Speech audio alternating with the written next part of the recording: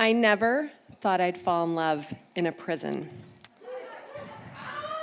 Not with an inmate, and no, I'm not one of those women who write love letters to incarcerated men.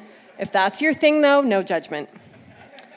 But I did fall in love, in a way, with a group of male prisoners at a medium security facility. After reading my book, Breaking Free, their correctional officer reached out to me and asked me if I would be a mentor in a program she ran for a group of male prisoners, helping them develop better relationships with women. I was confused. My book, nothing to do with prison. It's not even about relationships.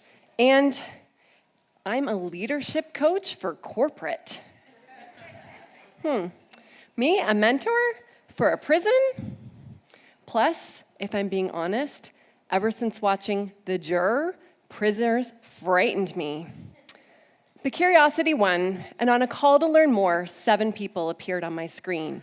3 of them wore the same light blue colored shirt. That's when I realized they were the inmates. I felt nauseated, but then they smiled. They welcomed me warmly, thanked me for being there, and 5 minutes in, I had my hand saying, "Sign me up."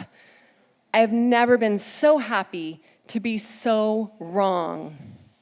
These men, they weren't the violent, close-minded individuals I'd seen in movies. They were honest, open, eager to change. One man shared how he had finally broken the cycle of violence he'd lived by his whole life, which included not stabbing another inmate. Another shared how he's in therapy, working to repair the relationship with his daughter. For these men, many coming from gangs where showing fear is a death sentence, these were extremely vulnerable acts. And suddenly, I could relate a little bit to them. Because for years, I avoided being vulnerable, especially in my 17 years never show fear corporate experience. I thought if I showed my struggles, I'd be held back. I wouldn't be given big projects. My teams didn't know that I had near crippling anxiety, that before high-pressure presentations, I'd pop half a gravel, and when I ran to the bathroom to pee, it was because I was going to be sick to my stomach. But in 2021, I hit a wall. I was sick of everyone talking about mental health without sharing their struggles. So I decided it was time to share mine, my own vulnerable act. And as one does when sharing something super personal and frightening, I shared it on LinkedIn. Immediately upon hitting post, panic rushed over me, and I rushed to my husband, tears in my eyes, regretting my decision. I feared people would call me an attention seeker. Then I realized I hadn't told my freaking boss. I rushed back to my computer and sent an email to her and the leadership team, and I braced for impact. But what happened was really incredible. One of the most senior leaders at my company replied all and shared his struggle with mental health. Tears filled my eyes, and a weight was lifted. I realized in that moment I felt more connected to him and that company than ever before. Vulnerability isn't a weakness, it is a bridge to feeling free.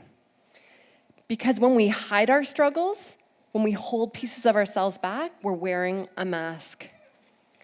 And we're sending the message to our teams and those around us that they too need to wear a mask, that we all have to act normal.